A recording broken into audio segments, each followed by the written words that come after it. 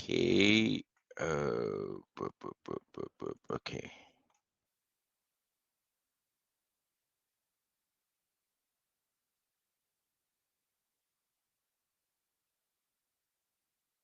Okay. All right. Check. Okay. Chung Kian Tan, welcome. Nice to see you. Any other people want to share your face with me? Yeah, 34 people now. Oops. Okay, so today I gonna start talking about cases. Okay, I gonna upload the solution of the exercise we had it together yesterday, but I let you try first by yourself before I give you the solution. So what we are going to talk today is about the heteroswata cases. Okay, so first of all, let me share with you this. Okay, so anyone can help me to summarize, or I can summarize for you for starting. So Petrosuata is a proposed 2.4 billion oil field development project in Venezuela. Okay, there are three main components: a series of inland oil well to extract extra heavy crude, two pipelines to transport the crude to the coast, and they also plan to have a refinery to produce the syn crude, okay, in Venezuela. There are two project sponsors. One is Conoco. Conoco is a DuPont subsidiary, and Maraven is a PDVSA subsidiary. All right.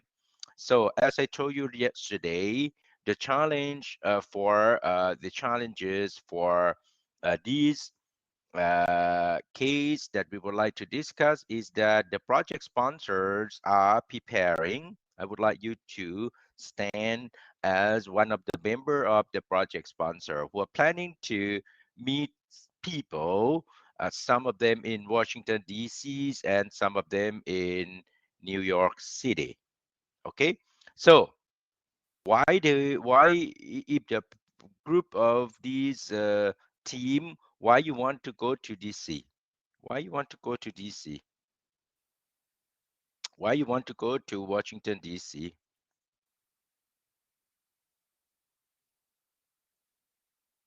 Why you need to go to why you want to go to Washington, DC? Anyone can tell me? You're gonna meet who? How? You're gonna meet Donald Trump? You're gonna meet Joe Biden?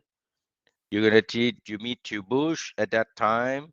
So why they want to go to Washington D.C. if you are part of the? So I would like you to play as you are one of the financial team. We are talking about financial aspect of this project.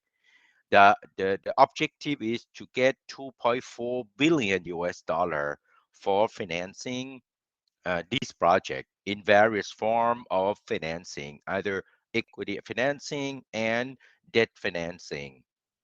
They're planning to go to Washington, D.C. Can you tell me what are the objectives? Who they're gonna meet? Why they want to go to D.C. to do what? What Washington, D.C. has something or organization so that they would be very helpful for the project sponsors to go and meet, and for what? Anyone want to? Washington, D.C. headquarters of some credit institutions who are capable to finance a project. Good. Can you explain more? What are the institutions? They want to meet banks? They want to meet what? I'm talking about Washington, D.C. Yeah? I mean IMF or World Bank. Very good. So they are planning to probably meet the we call multilateral agency. Okay. So do you think that if you have this kind of project for oil field project in Venezuela, Conoco Maraven team with investment banks, they gonna meet who? IMF or the World Bank or both? For what purposes? Washington, D.C. have several multilateral agencies. The two major multilateral agencies that we know that may be, relevant or important for developing this kind of mega project, infrastructure projects. So where they normally should go and see IMF or the World Bank. Everybody know what is the IMF, by the way. Everybody know what the role of the World Bank. What is the IFC?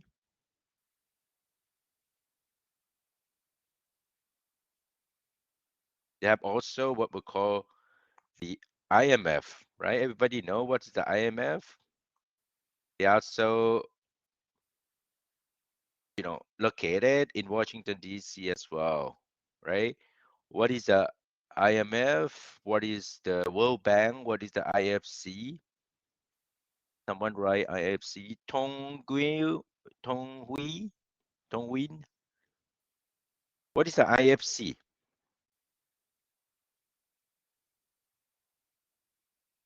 What is the IFC? Anyone knows?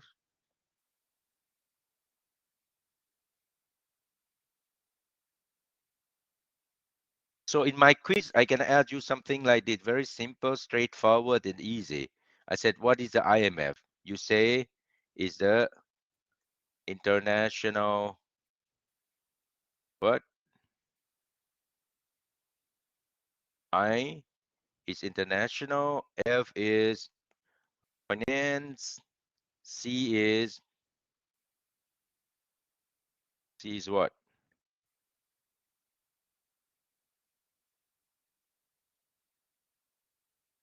Corporations, right? So the IFC, which is the International Finance Corporation, what the role of the IFC?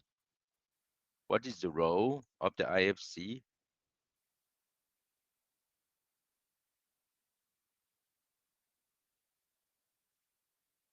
Anyone know? What is the role of the IFC?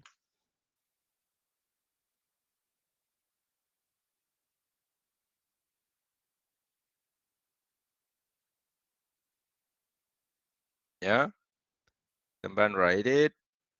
Someone want to talk? You can talk, huh? If you wish. What is the role of the IFC? IFC International Finance Corporation. It promotes good governance practice, usually finance such power projects. So IFC is the financial arm of the World Bank. Okay. So meaning that the World Bank is the development bank. Everybody know what the development bank means? The development bank are the bank that promote development of economic development, right? Sometimes you have the multilateral at the global level, like the World Bank, but you have also the regional level. For example, you have the ADB. What is the ADB? ADB is the Asian Development Bank. Where is located? Where is located Asian Development Bank?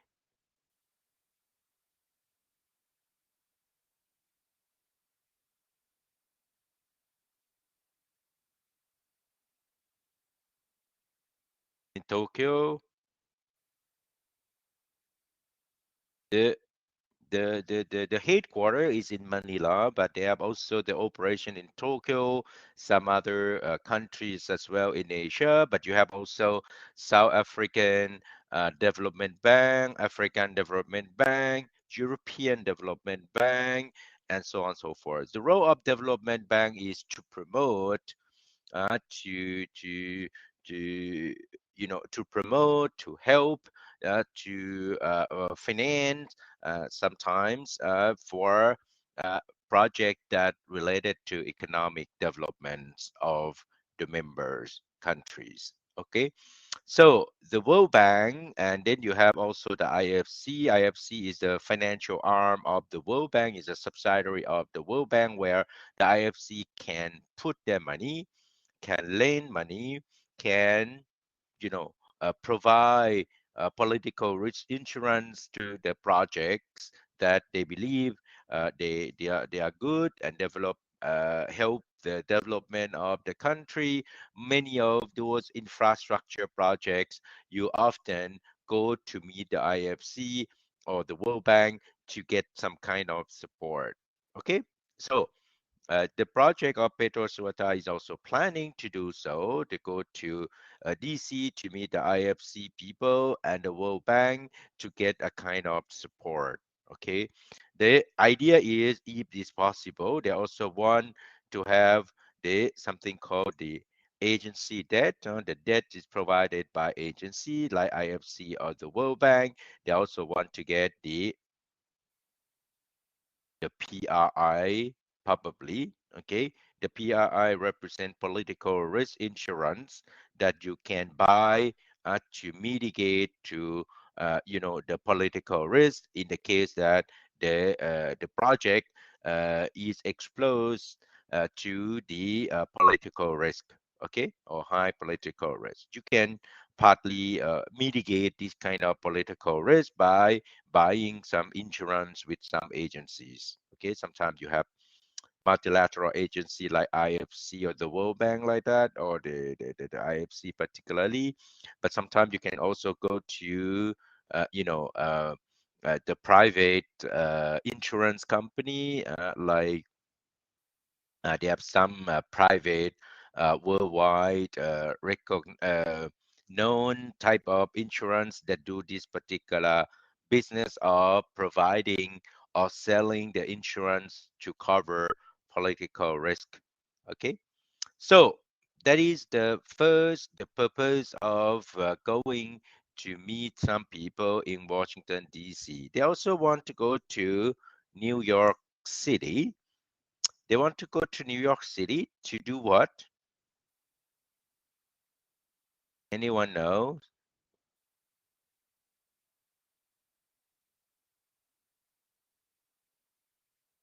Why they want to go to New York City?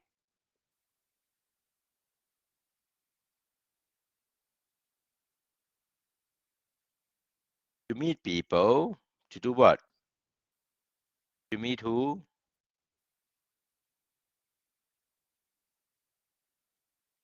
To meet rating agencies. Okay, because they are planning to issue the project bonds, right? The project bonds. And since you're gonna do the bond issuance, you need to get the bond rating. Okay, and then they're planning to meet the S&P, Moody's, and others rating agency in New York City. Okay, so let's go back to my slide, that the project sponsor are going to meet with various development agencies in DC and rating agency in New York. To achieve the goal, their financing plan of the project, 1.5 billion US dollar using project bonds, offering in the Rule 144A market with an investment grade rating. Everybody know, yesterday I have already explained to you what is the purpose of, uh, kind of objective that they want to issue bond. Okay, and the bond is issued by this special purpose vehicle, okay, which is a project based bond. The company does not exist before. It's not like traditional bond that you issue bonds from a corporation. This is also a corporation, but this corporation is a special purpose company that manage only this project. Okay, there is no other contamination of risk from other project. The project is separate, and this project that they're planning to set up, where they have the Conoco and Maraven, planning to issue international bond in US to attract the US investor. They go to a one particular project called Rule 144A market. When to go to issue bond in the US, you can go to traditional corporate bonds market, where you just require the SEC to approve your bond issuance request, or you go to a particular segment of bond market in the US, which is called Rule 144A market, that the US government or authorities, create this market to facilitate, to attract foreign investors or foreign issuers to raise capital in the US. It's part of the capital market development in the US. They create this Rule 144A market and give a specificity or specific regulation on this. The idea of Rule 144 market is basically uh, less regulated than the normal corporate bonds, okay? And obviously, when it's late regulated, it sometimes it can be riskier than the traditional bonds. So therefore, they try to limit that the qualified institutional investor can participate in this market. Okay, so since it's late regulated, it means that you can issue bond faster. Okay, that is what they wish to do. And then obviously when it's faster, can be riskier, and they have more freedom to many things. The rule is more relaxed than the traditional corporate bond market. So obviously, if you are the retail investors with less knowledge of risk, and then they will not allow you to participate in the particular market. Okay, so these makeup project from emerging countries fit well with this R144A market. All right, so R144A market, as you can see, you have read it, that you can issue bond uh, with the B bond, C bond, whatever range of rating you want to go. But these project and investment banker, their consultants believe that these project bond might get a good investment grade rating due to the economics, strong economics and financial viability of this project. They believe that it would probably able to issue bond with investment grade rating. At least is their objective, that they want to go and get investment grade rating. All right. As I told you yesterday, how many notches they want to go?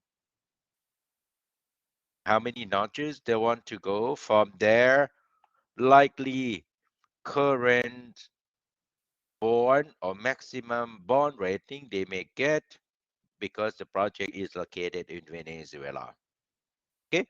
Since the project is located in Venezuela, we may consider that this project is part of the Venezuela, and the issuer, any issuer in the country is likely not to be able to get the better rating than the country rating.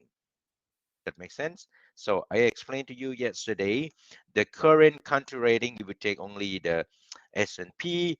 There's the Venezuelan current, or at that time, got the B rating, which is lower than investment grade rating. So they want to go and achieve the investment grade rating. It means that they want to go to get the triple B minus, and this triple B minus, it means that you need to go 1, 2, 3, 4, 5 steps to get, or 5 notches to get the triple B minus. This I explained you yesterday. Everybody follows?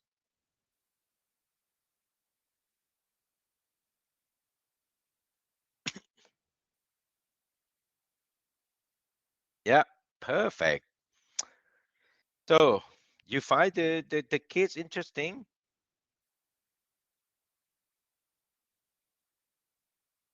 You find the case interesting? Yes, it's a real international finance that the issuers or the project from emerging market.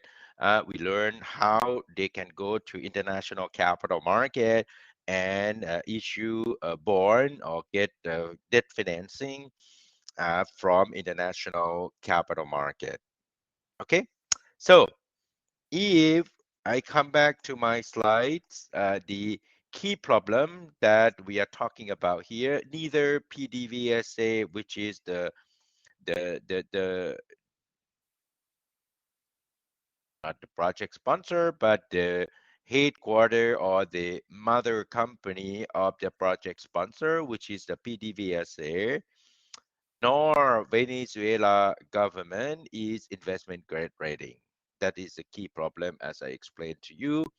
So the key question facing the sponsor is whether the project will achieve investment grade rating, and if not, how to finance the deal so that it remain economically and operationally attractive. Okay, so everybody know what is the difference between traditional financing and project financing? Everybody know what the project financing?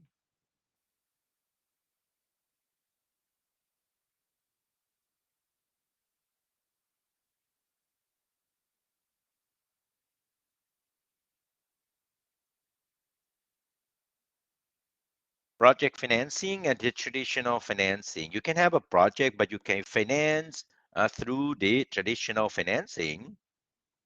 What is the difference to have like project financing as a separate than traditional financing?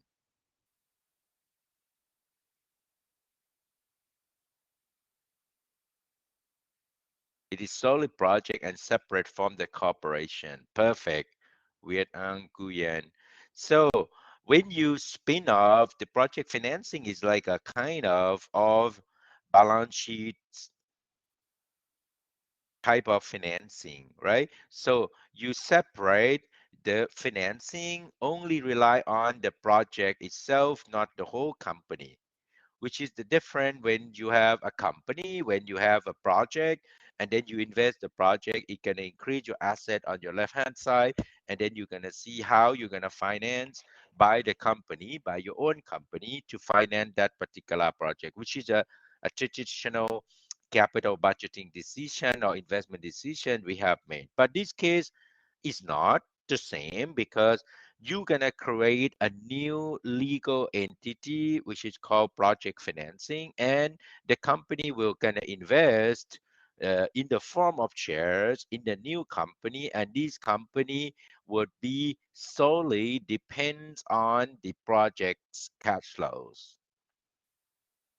All right, it can be good, it can be bad, but in this case, they believe that setting up the project financing might give advantage for Petro Suata instead of using traditional financing based on the on-balance sheet scheme through the PDVSA or Maravan. Okay, so we're gonna see how we're gonna be able to separate the risk, and then therefore the investor may take it, favorably to finance with a rating which is higher than traditional financing that they might get. Okay, because at the moment PDVSA and Marawen can achieve only the level of B if they do traditionally. But if they do the project financing, they believe that they might be able to convince the investor and rating agency and to get triple B minus. Okay, so we're gonna learn how. We're gonna learn whether you convinced to give these or not, if it's yes, in from which page you're gonna support and give the investment grade rating. So it is a single purpose capital investment. Yes, it seems like this is a clear standalone economic entity. So they have usually the final life, and it is a big project because obviously you have, benefits and cost. The benefit can be that having the new project, but usually when you construct the financing to close the financing deal for newly a standalone project, it take a longer time than traditional financing, and also probably riskier. So therefore, sometimes the cost, your nominal interest rate or nominal yield that you're gonna pay on the project may be higher, but you have to evaluate in any kind of financing decision. We have learned that you're gonna try to decide, based on whether the benefits outweigh the cost, or if the, benefit is lower than the cost, so that we reject it. If the benefit is higher than cost, we accept it. Okay.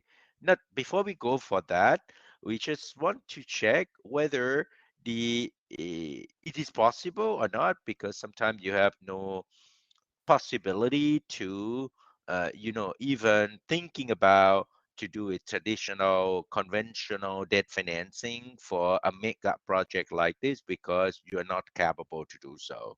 Okay, so for these, I would like to invite you to have a look on the case and try to see the situation, financing asset situation of PDVSA, for example. Can you just go and check what the situation of the company? Everybody see my case, the slide?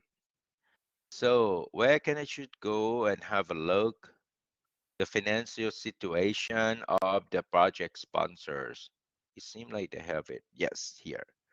So this is a DuPont and PDVSA balance sheet. Okay.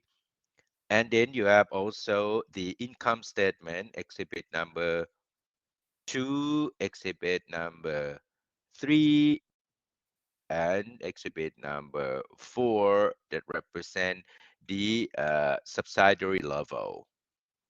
Okay. So the first question I would like to ask is, how you gonna evaluate, how can we say about PDVSA financial situation today? Let's assume that you are evaluating the probability or capacity to get debt financing of this company, PDVSA, as compare, you can compare to Pong, for example, another partner, to do this. By the way, if you can see that what is do you have the rating of DuPont and DuPont and PDVSA? Yes, so I have this one.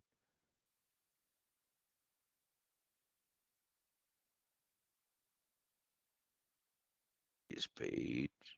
Okay. So you can see the PDVSA. The PDVSA is they got the B rating. Okay, where DuPont, I think they got a kind of triple A, if I'm not wrong.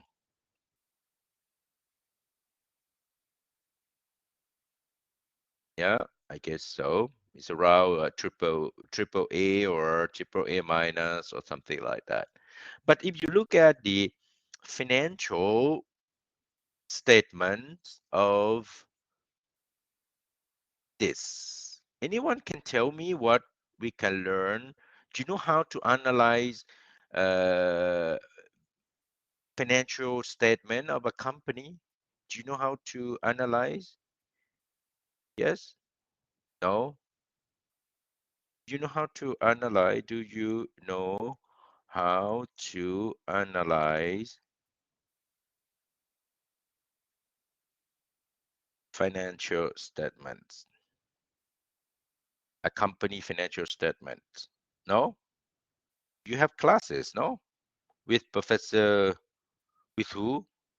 With Professor Chevalier? No? Yes, no? Do you have class? Yes. Okay. Can you tell me without calculating? I just want to be as a big manager. So if you are going, let's assume that you are working for the IFC, you want to have a look to get a big picture of the company called PDVSA. Can you give me some interesting, remarkable, noticeable characteristic financial financial situation of PDVSA?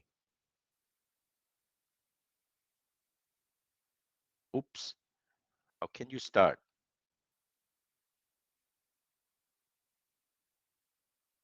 What you gonna look at?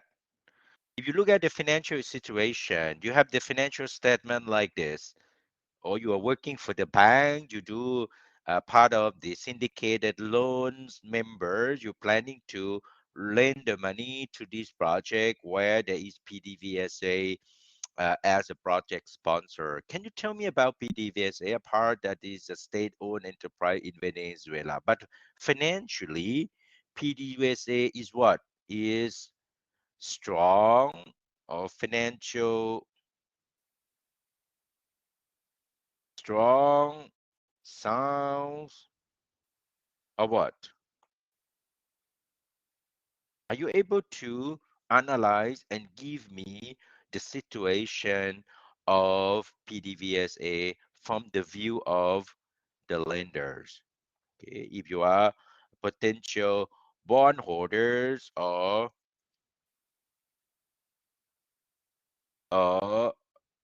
bank or lenders for syndicated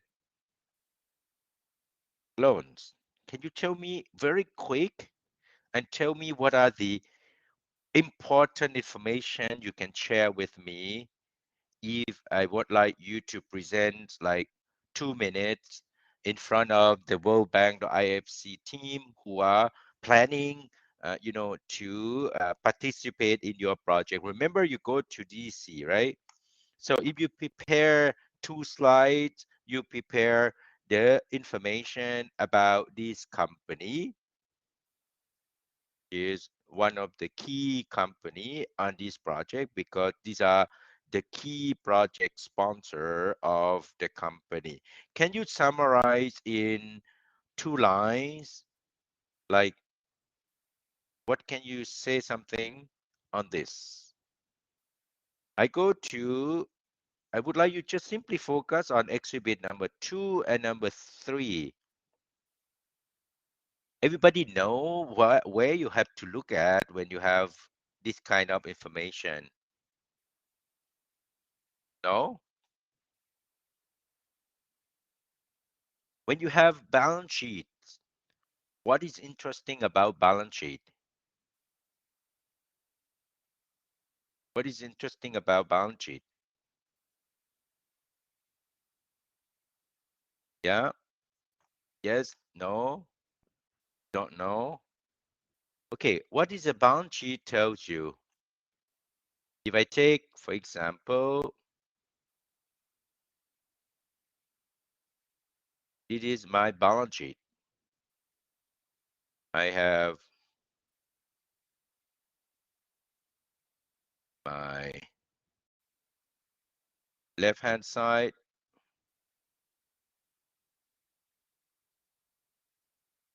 and my right-hand side. What can I see? Do you see my slide? Do you see my slide?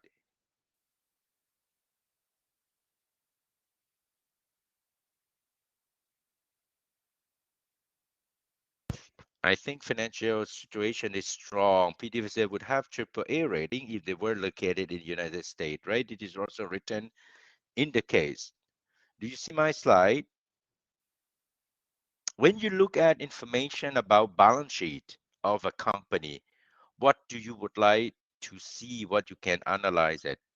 You see that this is a balance sheet of the company where you have what?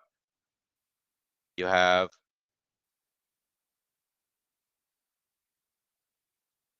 what? Have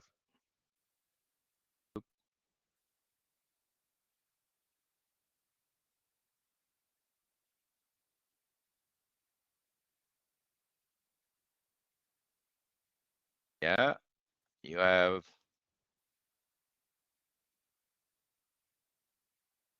A, you have D, and you have what?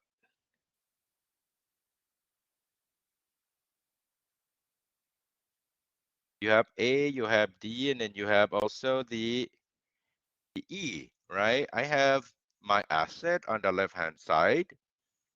I see how the company financing on the right hand from the right hand side, and then I see the two type of financing on the right hand side. Okay, either the company is look like this,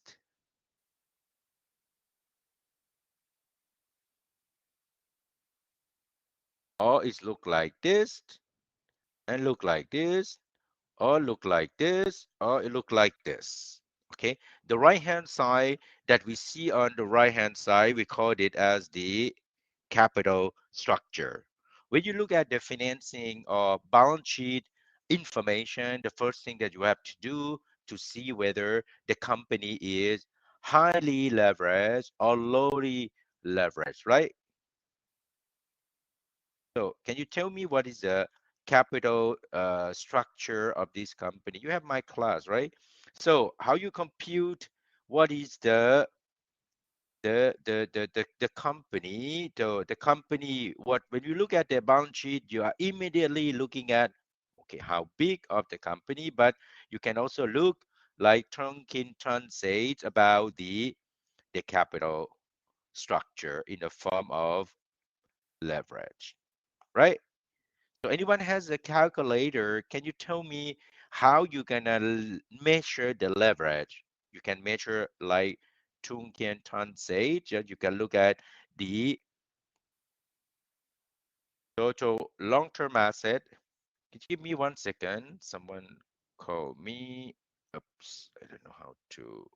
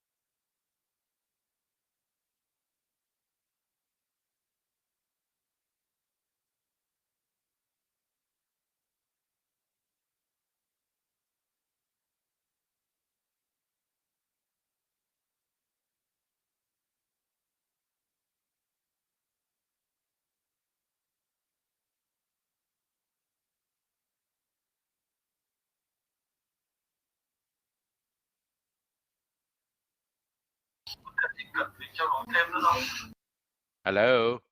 So sorry, I just have a phone call. That's why I mute. So we go back again to my slides. So we can see that the debt structure of the company is look like what? That is, it is the PDVSA, right? PDVSA. Okay. If I put some notes on the company, it seems like they are low leverage firms, isn't it? Everybody agree? is low leverage firms, right? If I take, how you measure leverage, you can take debt over total debt over total assets, or you can take the total debt over total equity, which is called the gearing. Okay, you can measure in several things, right? If I take the total debt, how you can use the total debt? You use what? Normally, when you compute the capital structure or leverage of a company, where which number you're going to use? What is the debt you're going to use? You can use total equity? No. Normally, what you can use is to use, for example, in this case, we use long-term debt, okay? Long-term debt and short-term debt, right? And current portion of long-term debt. Sometimes you can take also lease obligation if it's important, but generally when we refer to the debt, we refer to that. Okay.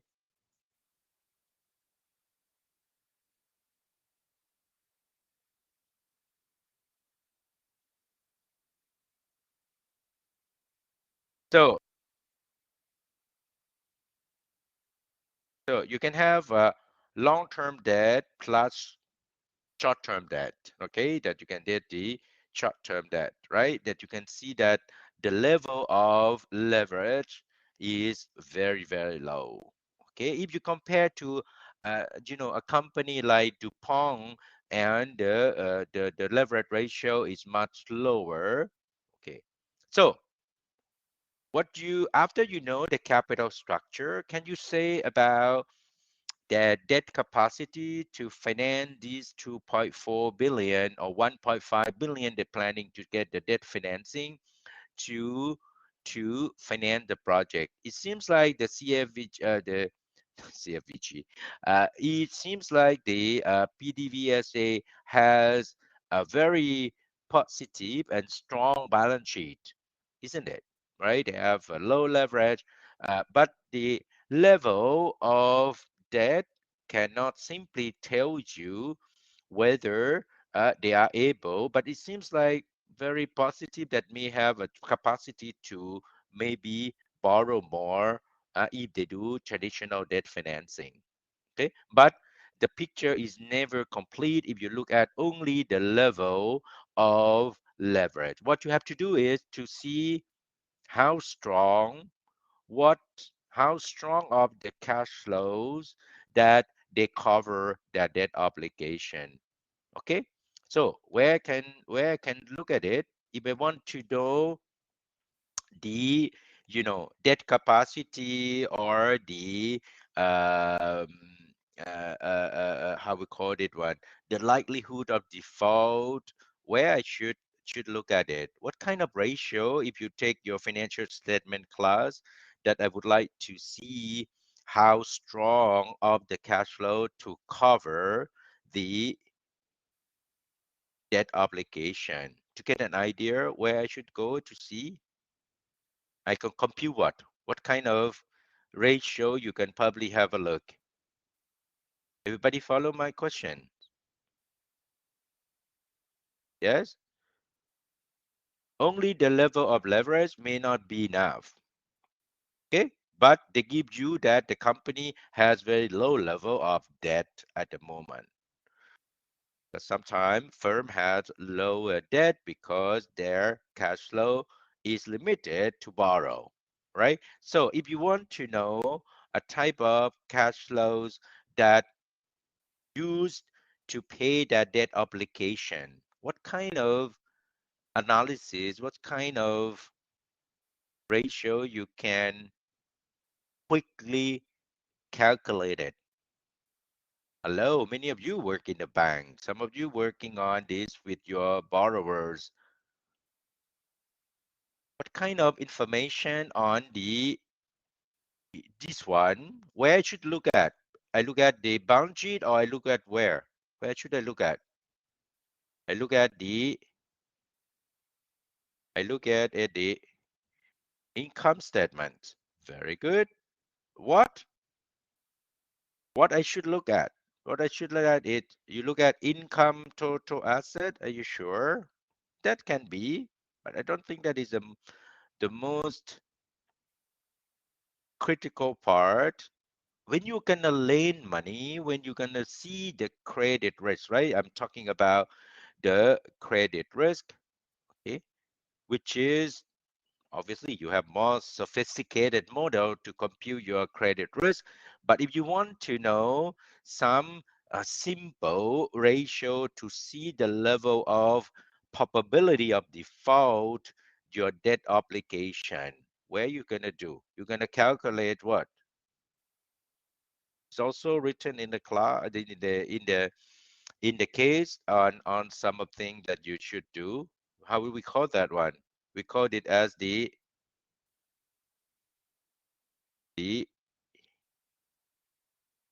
coverage ratio. Do you know this coverage ratio? I can ask Professor Alain Chevalier. I'm 100% sure that he should cover this. Okay, so what we can see from these coverage ratio, why we are interested about coverage ratios? Because we want to see whether the likelihood, how likely that the firm will default or has or not have enough cash flows to pay their debt obligation. Okay, otherwise you're going to default your debt. So I want to see the level of, you know, um, cash flow to cover my interest. What kind of ratio I'm interested in? What kind of cash flow you are interested in income statement? You are interested about net income, like Tung Kian Tan proposed. You are interested about what type of cash flow that go DSCR, obviously, debt service coverage ratio. Okay, that's good. How you compute the debt service coverage ratios? In a simple way. In the case, we're going to do some more sophisticated way because you have also proportion of the the reimbursement of the principal. But the more an easy ratio that you can read it from any company financial statement is to take net operating income divided by debt service. Good. How you gonna get? You're gonna take the EBIT. Yet Han Guyen, you're gonna use EBIT, or you are interested about the EBITDA. Which one is look more interesting?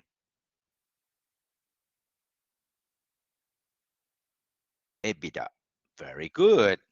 Everybody follows why we are interested about EBITDA. EBITDA is the earning before interest and tax and depreciation and amortizations, right? So the operating income often referred to EBIT. And since we know that EBIT has the expenses, which is non-cash flow item, which is called depreciation. So if you want to know the cash flows generated from the operation, from the what we call the EBITDA, we can get some idea whether these cash flow, how close that the cash flow will generate to meet the debt obligation, which is the debt service. What is the EBITDA of the PDVSA at the moment? Oops. Everybody know how to compute the EBITDA?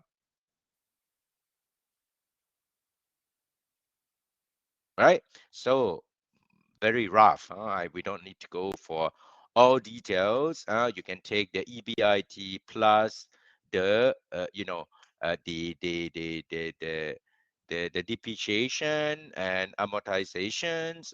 You can see that the earning before tax plus the depreciations, okay, is wow, even stronger, much stronger than DuPont. You can see here, they're almost the same depreciation, but the earning before income and taxes, or EBIT, is almost 2 times that PDVSA produced as compared to the EBIT produced by DuPont. If I take the EBITDA, you can take this one plus this one. You get an idea that it's about 13 or almost 14 million, like that, right? So this is a unit of billions, okay? Which is what? Super strong, right? So the has a very strong, very high EBITDA and very low, very high interest debt service coverage ratio. We can do like that.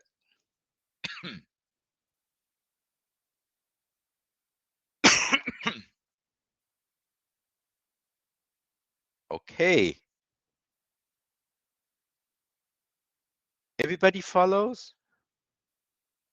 So please, you are planning to graduate from MBA very soon. So not very soon, but you have learned a lot. This kind of basic analysis in corporate finance should be automatic, should be come into your mind. When you have this kind of financial information, you can go directly and analyze it and understand it.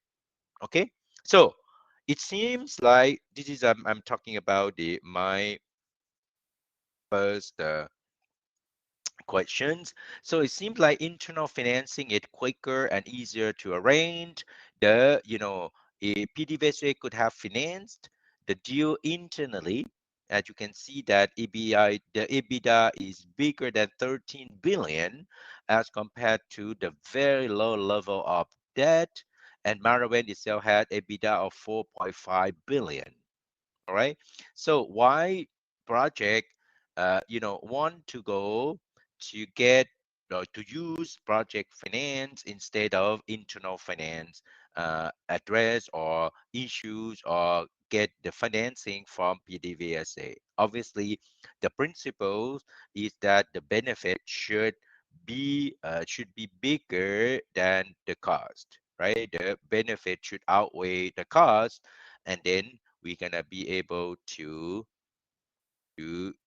decide that why using a project financing can be uh, an answer. Okay, so now if I want to go for what is the major benefit that they would like to do using this project financing, what is a major benefit? Anyone can give me some major benefits?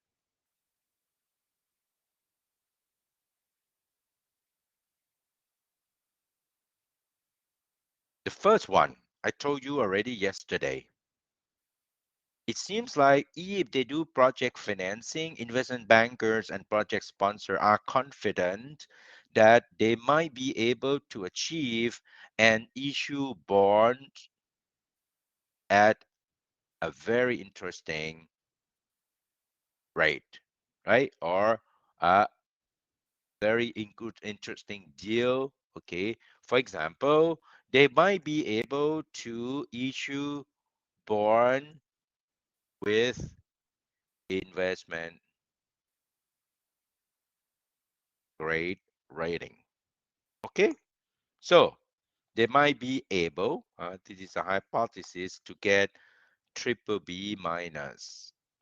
If they are able to do so, it means that they can get the benefit to move from B to triple B minus, which is 5 notches. What is the economic or financial? What is the estimate financial benefits to move from B to triple B minus?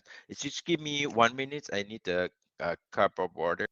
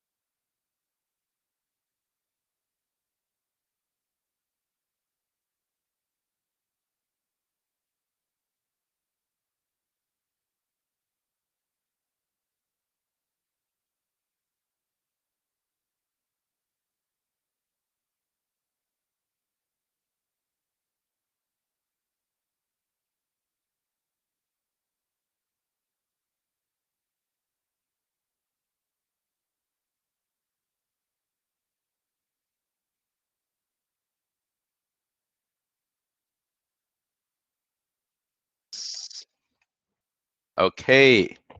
So anyone know how to get the estimated financial benefits to move it from B to triple B minus? How you gonna get this kind of information? You're gonna look at what? The delta of the yield, right? Which is how you're gonna lower your cost of debt, isn't it? Okay, everybody can just have a look on the case where you can get this kind of information. Everybody see this case? So with exhibit, I may get some idea about potential benefits, the yield that I can lower down my cost of debt of the company. Which exhibit I can get this information? Anyone can help me to answer? Where should I get this? Exhibit number 10B. Thank you, Viet Ha Nguyen. Perfect, 10B. Let's go and check. Everybody can see my slide? 10B, 10B. Perfect, right? So you can see from the 10B, okay, we don't really have the precise information, but just we can guess and get some idea, right? So you can see that the yield at that time is a very, very high. The triple A is 7.13%, that is 1997. Double B is 7.21, A is 7.39, triple B is 7.7, and the double B is 8.69, but we don't have the value of the B, so we can probably guess. As you can see that from the investment grade rating, the difference of the yield between triple A and double A is not that much. But when you start to have the high yield board, you can see that they can jump from 7.7 to 8.6 is almost 100 basis point, right? So 100 basis point, where you go from triple A to double A is about only, 10 basis point. Okay. Everybody, what the basis point means? Everybody know what is a basis points means? If the US government say that they gonna raise the interest rate 25 basis point, meaning what?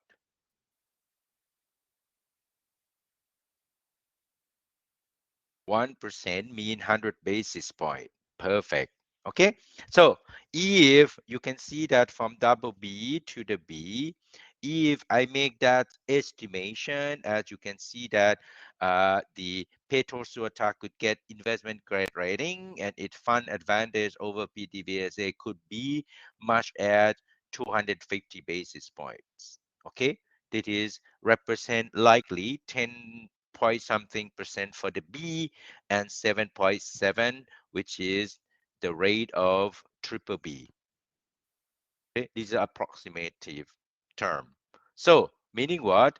Meaning that they can probably save 2.47% or almost 250 basis points, okay, by issuing the standalone project bonds, okay, issued by PetroSuota instead of issued by PDVSA, okay, because PDVSA get only 1B, where PetroSuota, if they get triple B minus, they may be able to save about 2.47%. Okay, is it a lot or is it just only 2.47%? Is big saving or small saving? What do you think? You think that, when you become a financial manager, you become financial consultant, you should get some idea that, like low leverage, high leverage. That is the idea, right?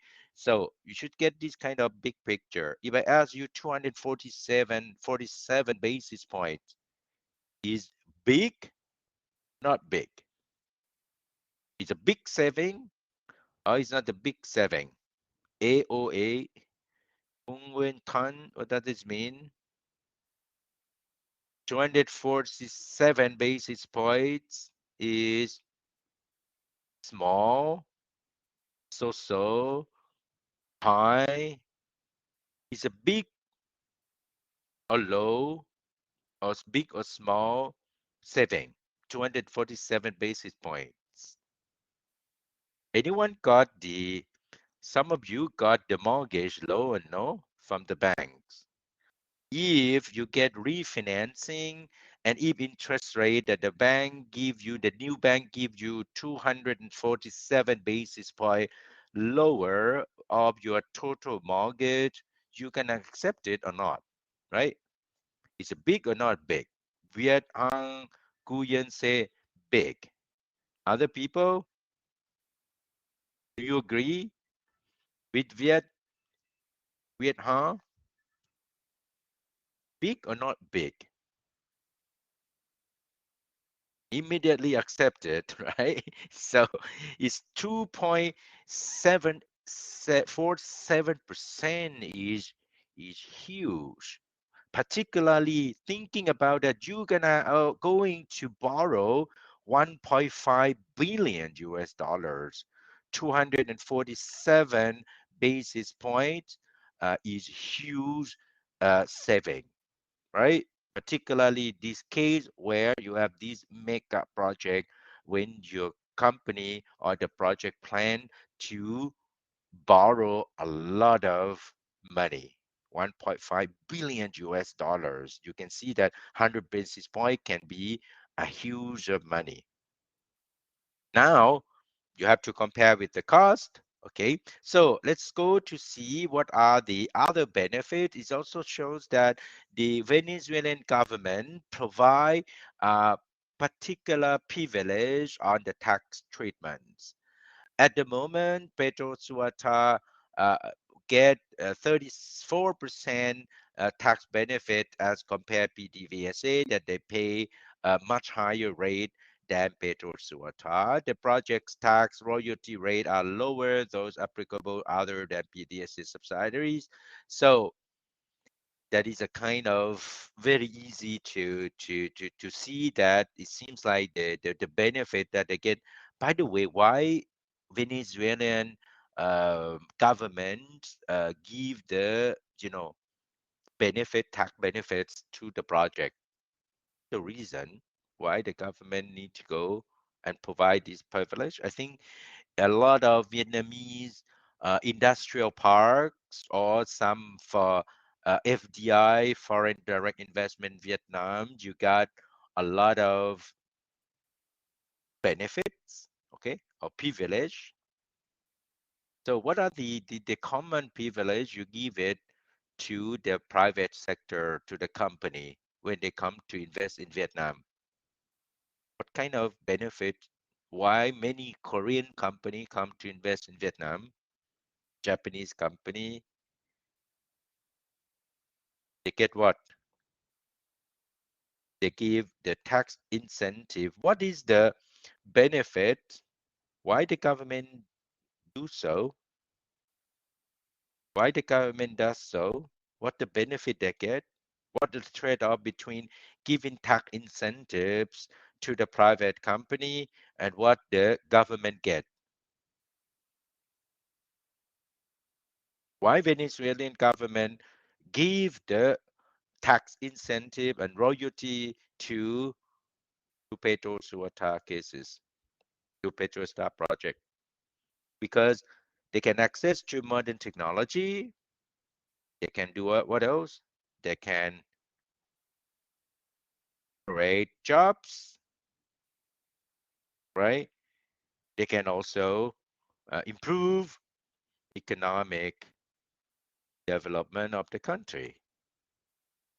They have some other costs and benefits, so you have to as the government to try to find this kind of trade-off, whether in the long run, because you can have other type of costs as well. For example, many foreign direct investment, they come also with not a very friendly environmental projects, right? You can make the environment worse from those investments and so on and so forth. There are many other direct and indirect benefits and direct and indirect costs that we have to evaluate. But it seems like many government, they can have also, promote these kind of things. What is a major cost for these project financing for our case, for the Petro Suota case?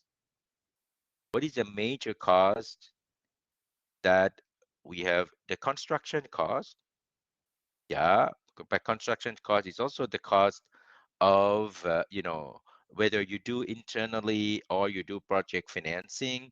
So I'm talking about uh, the incremental cost related to project financing.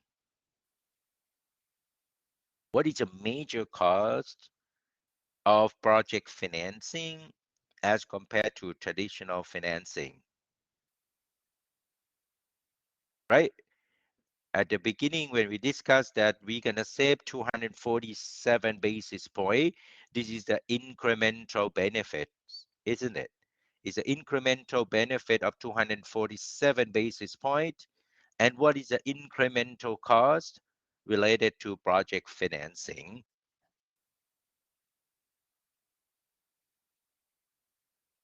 Everybody can just have a look where I can show you. Tuck, tuck, tuck. Hmm. For example, can you see the exhibit number 7? Exhibit number 7. Do you see something? Oops. Do you see my highlight?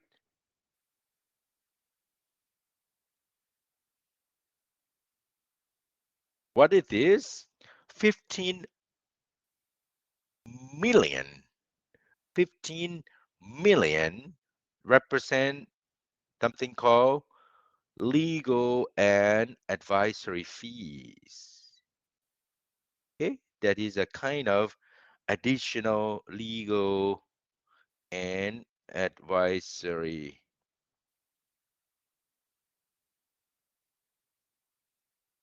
fee, right? But if you compare with 247 basis point with the 15 million US dollar, just only to pay to the financial advisor and legal advisor, because when you do project finance, you don't have the real asset. Everything is on paper, right? You want to ensure that investors are comfortable, or lender that are comfortable with the contract that well written, that protect in case of default, in case of risk that they take, and so on and so forth. You have a lot of legal document that you need to sign by many parties to ensure that you mitigate the possible operating risk, the possible other type of risk. Okay, 15 million seems to be a lot, but the benefit that you can get from 247 basis points seems to outweigh well with this kind of marginal cost, right? So therefore, we can probably assume that the project, which is justify some fixed cost of structuring a deal, and therefore it seems like the benefits outweigh the cost, isn't it? Everybody agree? Do you agree?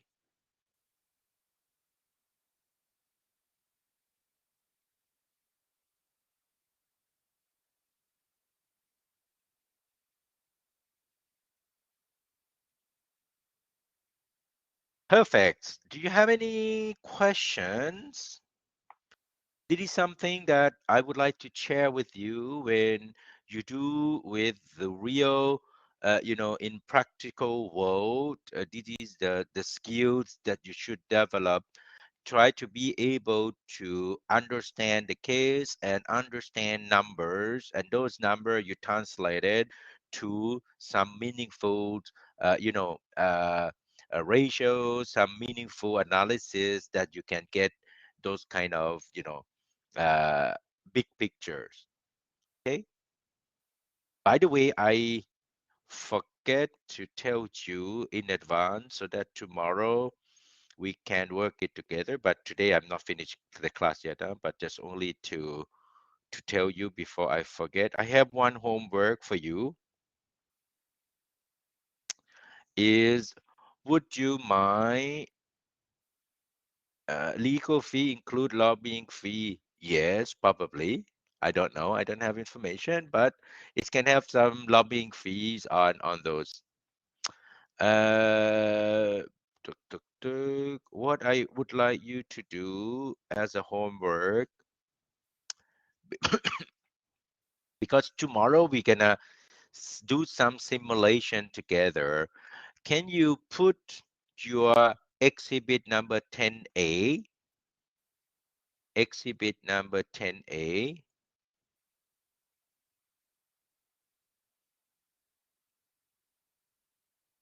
in Excel spreadsheet? Okay, so if you put last year, I think some of your um, uh, seniors last year or other, you can search from Petro Suata from Google, or you can get normally is available. Otherwise, you can just copy paste from the PDF and put in Excel spreadsheet, and then to share with your friends. Tomorrow, I want you everybody to have the exhibit 10A in Excel. All right? Can you manage?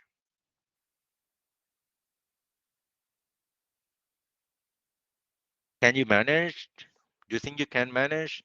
Perfect. Okay. Because tomorrow I would like you to do some simulation of this, we often call financial modeling, and then we're going to use some of these calculation together and try to see how we're going to do scenario analysis, sensitivity analysis in such a way that you can be able to tell whether you're going to give triple B minus, or you can invest is or not as the equity holders if you are,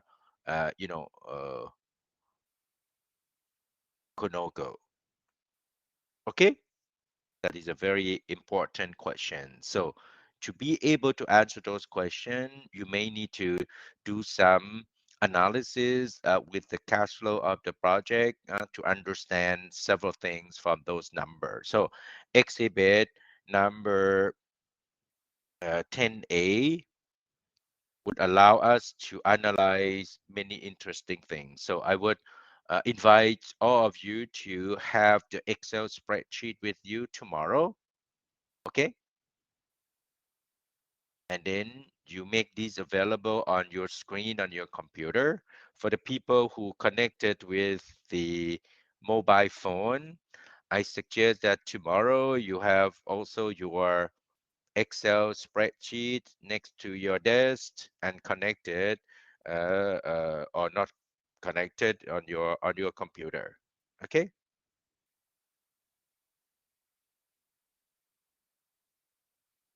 it's okay. So good. So I propose to have 10-minute or 15-minute breaks, 10 minutes or 15 minutes break, so that you can have a drink or dinner, and then I also need to have a cup of coffee, and then I come back. All right. Okay. We have a 15-minute break.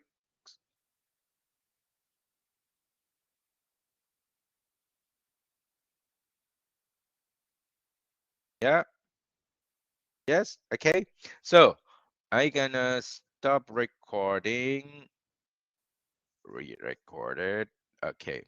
So I have the second homework to help me to analyze the risk that we kind of planning to do it, to analyze together. Okay, so the first homework, everybody, do the exhibit number 10A.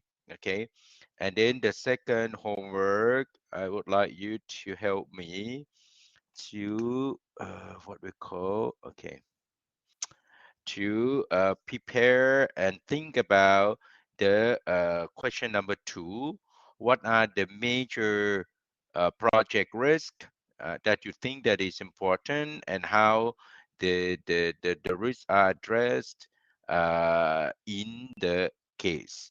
Okay, so we have to do something called the first, we call the identify the risk, and then we're going to try to assess the risk.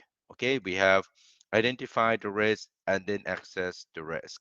Okay, so this part I gonna discuss it tomorrow, but I would like you to working on right now. Okay, tomorrow you help me a little bit to read the case. I identify the risk that you believe that is important. Okay, major risk related to the project. All right, so I would like you to digest a little bit about the case, researching more, rereading the case. I identify the risk that you can have it. Okay, slide, I identify some, but they have many other risks that they are probably important. And tomorrow we can make a conclusion together. Okay, so now I would like to talk something called the source of debt financing. Okay, where we have agency debt, bank debt, rule 144A market, bond market. Okay, what are the advantage and disadvantage of each kind of debt? Okay, how they should use the fund to fund the deals. Okay, the idea of any debt structuring. You cannot see my, oops, sorry. Okay, sorry. Okay, so do you see now? I hope you can see now. Yeah. So the question number 2 we discuss tomorrow. So I would like you, second homework, to help me to identify the any risks you think that is related to this project. Okay.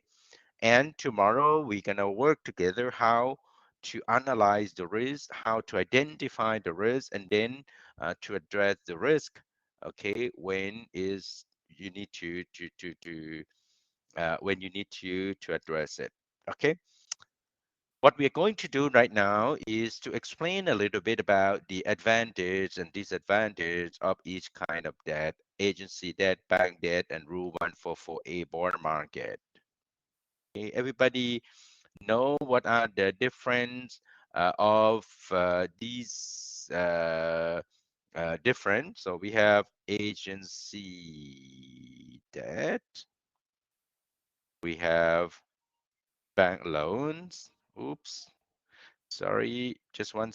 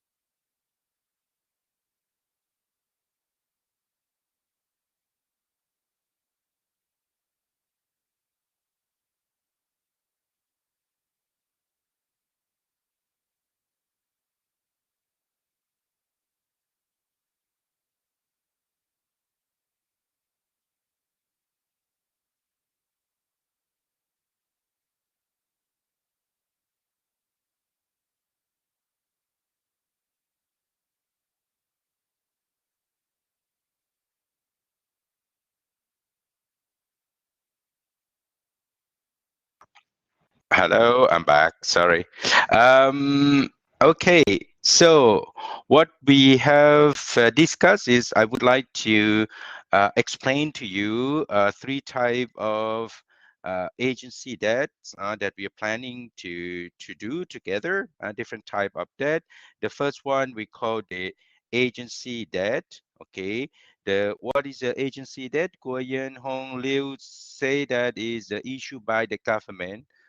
Mm, Not necessarily the government, but is a debt issued by the agency. Okay. For this case, for Petro Suata, who are the agency who are planning to give the agency debt, who can lend the money to the project, which is not commercial banks, right? So you have bank debt, you have agency debt, you have capital market, Rule 144A market. So who are the major agencies who are planning to give or lend the money to the project? No, it's indicated in the case, no?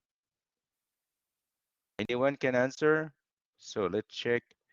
Do I have the case with me? Who are the major agency that So it seems like they want to meet these kind of people, right? They're gonna meet multilateral, bilateral agency, including U.S. Import-Export, Exim Bank, Overseas Private Investment Corporation, OPIC, and the IFC, that to ask them to participate in the deals. All these are the three major agencies they are planning to get support to get the agency provide the agency that. Yeah. Now, bank debt. Bank debt still play a very big part of this financing, right? So this one is in the form of syndicated loans. Okay. And the final one is the project bonds. Okay.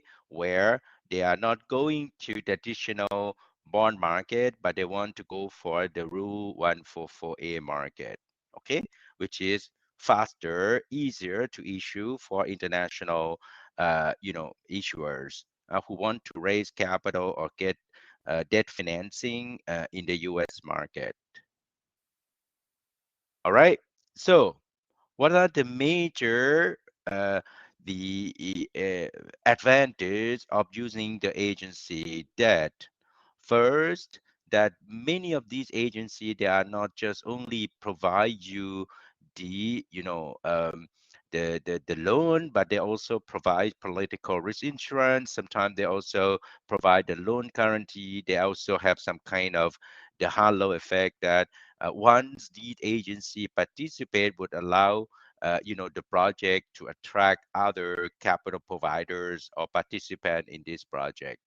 Okay, so therefore, it's always easier if the project gets support from the World Bank, from the IFC, so that they can use to negotiate with banks and the bondholders that they are more comfortable on this kind of participation. So they're trying to convince all this, but the major disadvantages are obviously the cost. Sometimes they give you nominal soft loan, but all those loans must cover by political risk insurance, and we know that political insurance is very costly, and also it's very time consuming when you go for those agency application, that application. It may take 12 to 18 months to arrange and to get approved from those agencies, so it's very long.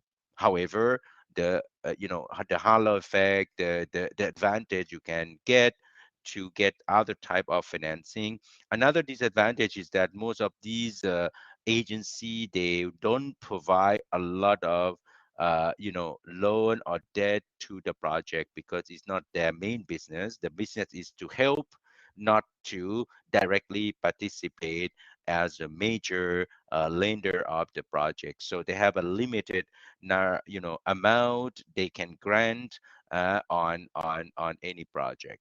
Okay. The second one we call the bank debt.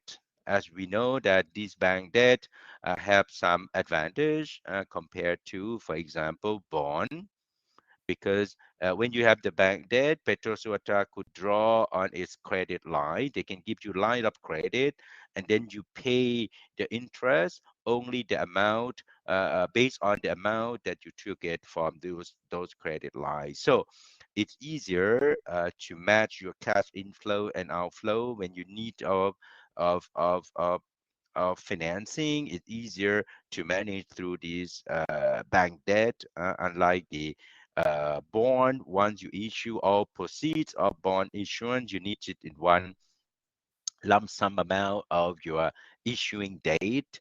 Okay, and then no matter you're gonna have the need to spend those money or not, you have to carry the interest or the carry the cost. Okay, where if you have the credit line, if you don't draw down your credit, your money, you don't need to pay interest. Okay, the major disadvantages are short maturities. So, as you know, that bank loans, they have some convention ways that you can get only a maximum of X years, where as compared to the bonds, you can sometimes issue bond with 20-year, 25-year maturities, where it is very difficult to get bank loans, particular for those kind of project.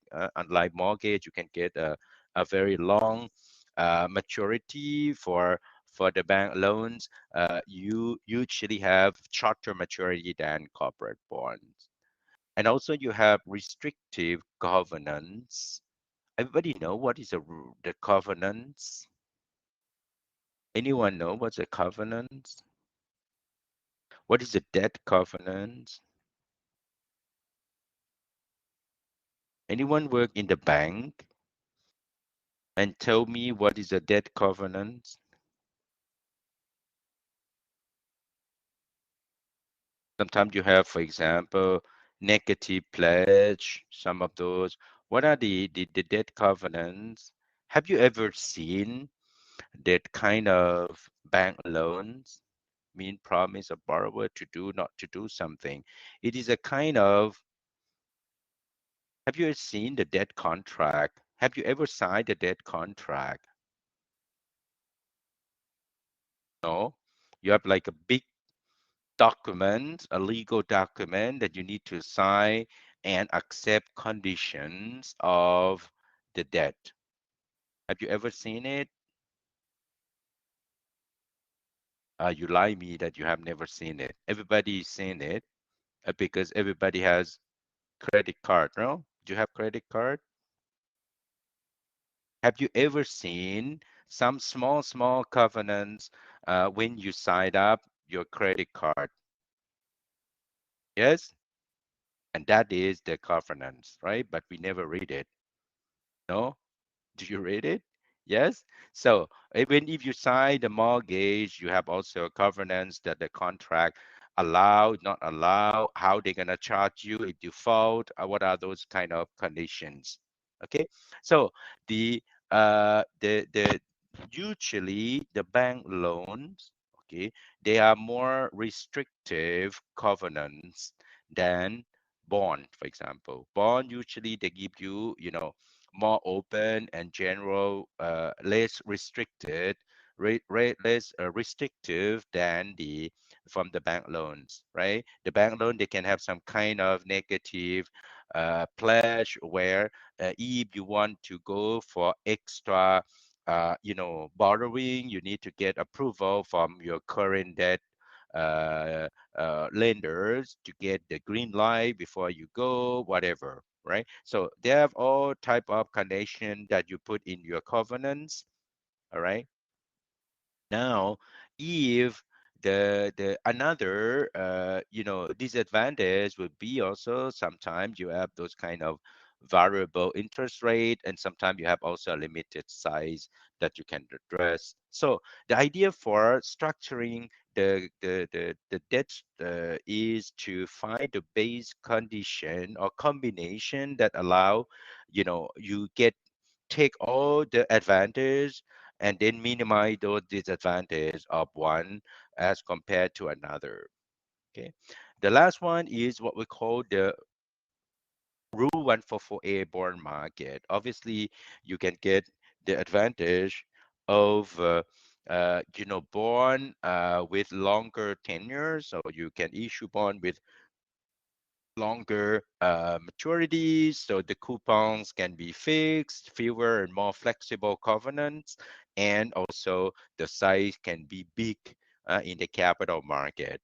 The major disadvantage, obviously, you have, increase the cost and complexity of negotiation in the event of bankruptcies, and then also, unlike when you have a few lenders, they can monitor more effectively, so the borrower may be more cautious on using the money, where when you have the corporate bonds, and the bondholder are usually less monetary monitors, because they have less incentive, because they have the due to more disparate ownership and so on and so forth. Okay, these are the advantage and disadvantage of the three type of debt. Okay, that they would like to use. Okay, they would like to use the base combinations of these three due to the characteristics of each type of debt. Okay, all right. So now what they're planning to do is to do the base case where they're gonna try to leverage or have the leverage of 60%. So the total upset, they're gonna try to borrow 60%, and this 60% give you some basic information that we're gonna use it, the exhibit 10A, to calculate something that we have seen here. Okay, but we do it tomorrow after you have the Excel spreadsheet. We can work together with all that. Okay, so what I would like you to just probably have a look on the cash flows and the use and the resource they're gonna have from this project. Everybody can just have a look on where is it? Exhibit number 7, please. Exhibit number 7. Exhibit number 7 shows you the sources and use of funds on for financing this project. Okay, so you can see that the majority part of these project will be used to invest in the capital expenditures. Okay, so, and then obviously, these capital expenditure that represent 1.7, 1.8 almost billion, and then you have some other costs that related to structuring these projects. The total financing cost is estimated about 354 million. Okay, and so on and so forth. Okay, so how the project is planning to finance, and you can see here the project debt represent about 1.45 billion US dollars. Okay, in addition to the shareholder funds. So you can see that the shareholder represent about 978 million, where the project sponsors, put the first money of 79 million at initial paid in capital, and they start to pay a big part again in 2018, 1998 for 550,000.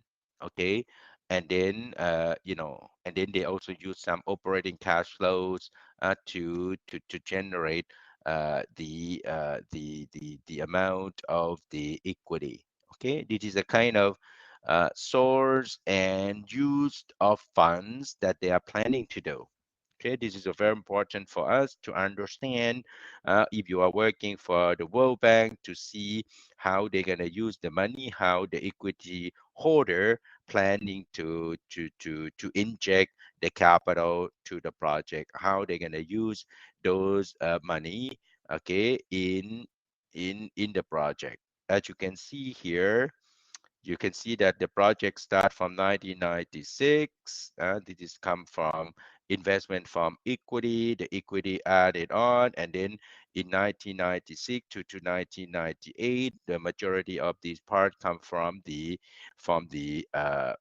equity holders, and then they get like they're planning to have the debt of 1 billion, okay, in 1997, and then they increase until uh, year 2000 with 1.45 billion, and then they decrease, start to decrease, meaning that they reimburse those, principal, the syndicated loans over time until they reimburse as well the bond.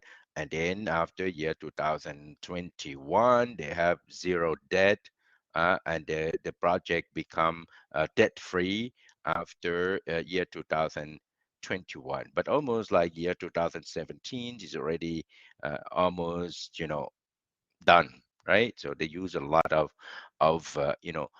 debt reimbursement on that, and a huge amount of dividends given to the shareholder over time. Okay, as you can see from this forecast. Okay, any question?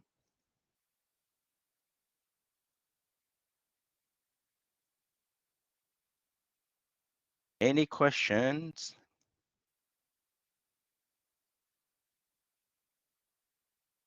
I know that some of you have not read it yet, so you still have few, chance, only 2 days to go. So I hope that you're gonna read it before our class tomorrow. Then and then I gonna ask you some practical exercise, compute something together so that you can understand how we analyze the economics of the project together, how we compute the IRR, the NPV, how we compute the cost of equity capital, cost of project, cost of capital, and so on and so forth together tomorrow. I strongly invite you to read the case, please. Okay.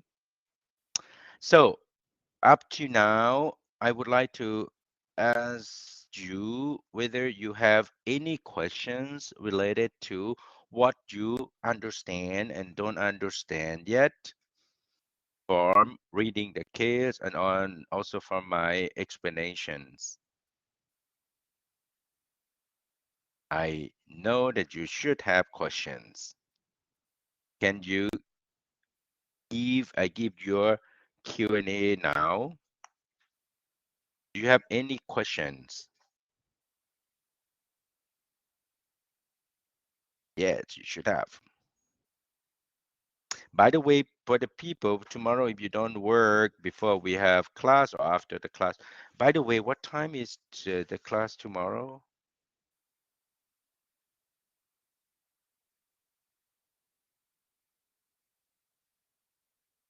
If I'm not wrong, let me check.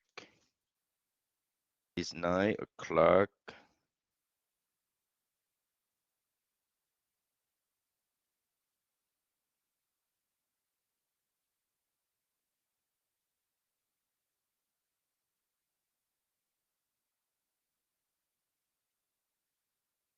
So I have 9 o'clock, 9 a.m.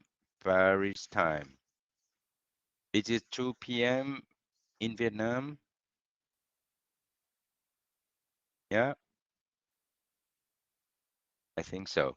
9, 10, 11, 12, 1, 2. I think it's 2 a.m. in Vietnam. Okay, perfect. Before we go for today, I would love to have some question from you before we go. You know my homework, right? I have two homework.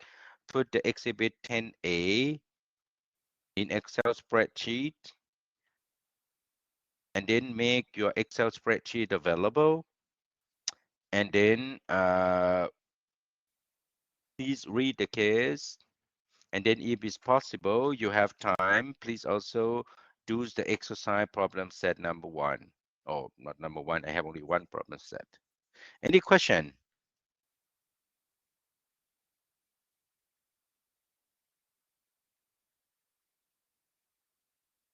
I will also ask the CFVG administration to see how to put in place on the quiz, on the evaluation.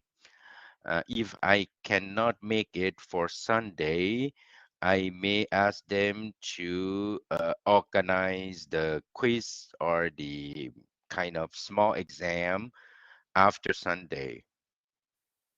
You prefer to do on Sunday, or you prefer later?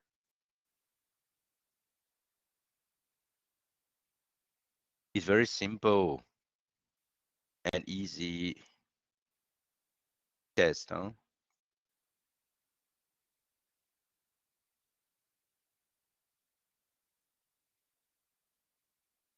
Sunday is good? Okay, I try my best. Okay. And then if you come, you have already 10 to everyone. So everybody should pass. You come on Sunday, you come every day, you should get already 10 of your participation. Good?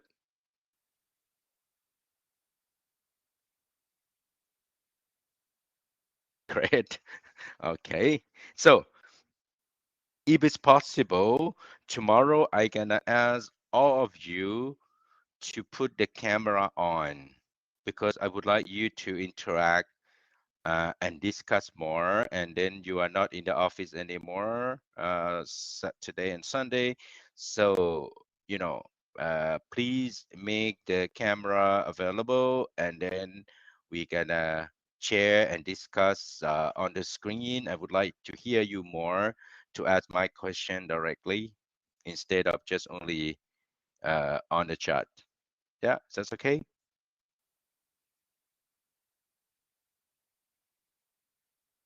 Okay. Tomorrow you put your camera on,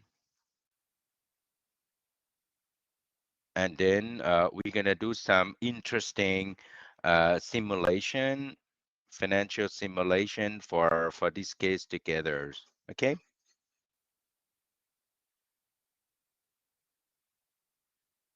Make the Excel ready. If you can do it tonight or tomorrow morning, or if a friend, one of you did it or filed it, and can you just share with your friends? It is no secret. Everybody can share the Excel spreadsheet to others. Okay, but I think you can find easily from internet or from Google because the case Harvard have been used in other university as well. So some Excel spreadsheet should be available. Okay. All right. So I a little bit advanced from the discussion. I will stop for today class now, and then I look forward to meeting you tomorrow. Okay. If you don't have any questions, do you have? You don't have? Or you want to go now?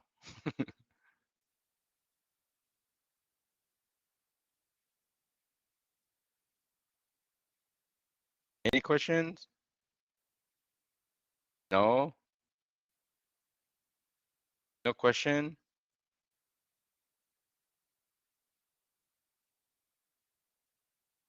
Please, one question. Give me a favor to have one question so that I know you're not sleeping. One question.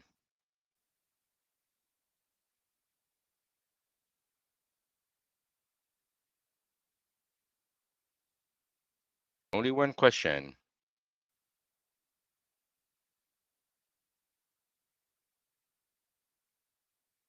Yes. No question? One question. Are you happy for today class? Very good. Very happy. I always happy.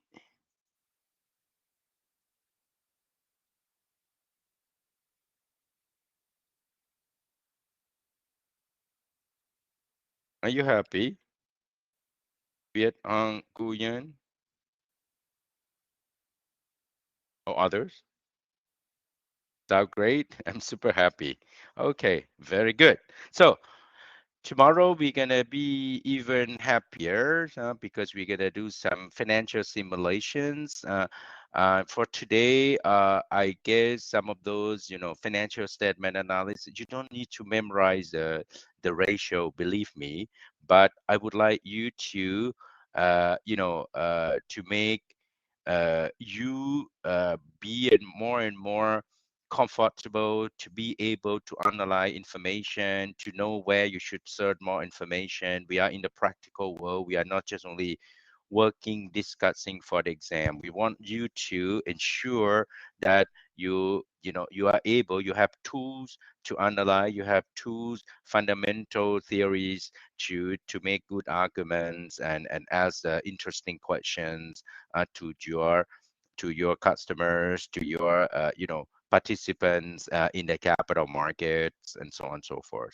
Okay, so how happy are you if everyone turn on the camera? Oh, I would be super happy to see your face.